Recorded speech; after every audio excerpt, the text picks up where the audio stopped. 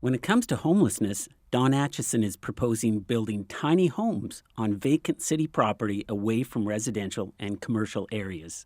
People shouldn't have to sleep in a tent this winter.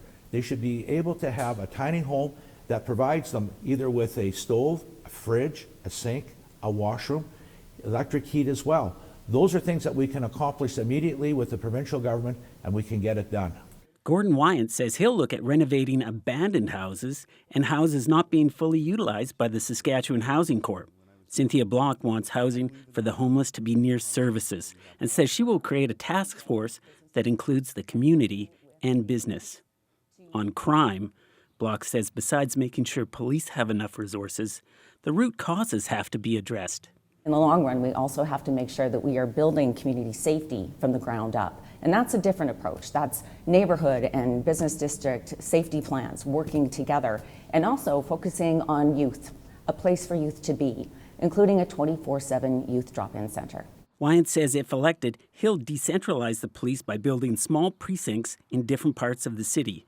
Atchison says the idea of adding more precincts just means more officers inside and not out on the streets. When it comes to the contentious Federal Housing Accelerator Fund, Wyant says council should have waited.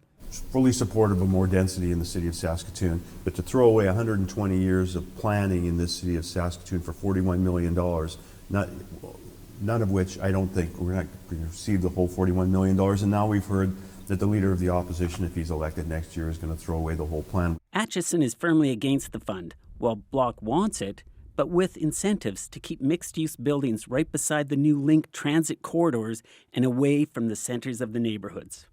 All the candidates say they want to lower the property tax burden on residents.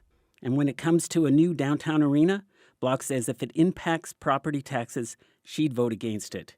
Atchison says we should stick with the SaskTel Centre, and Wyant says he'd only support building more convention space at TCU Place. Voters will have their say on November 13th when the civic election is held. Scott Larson, CBC News, Saskatoon.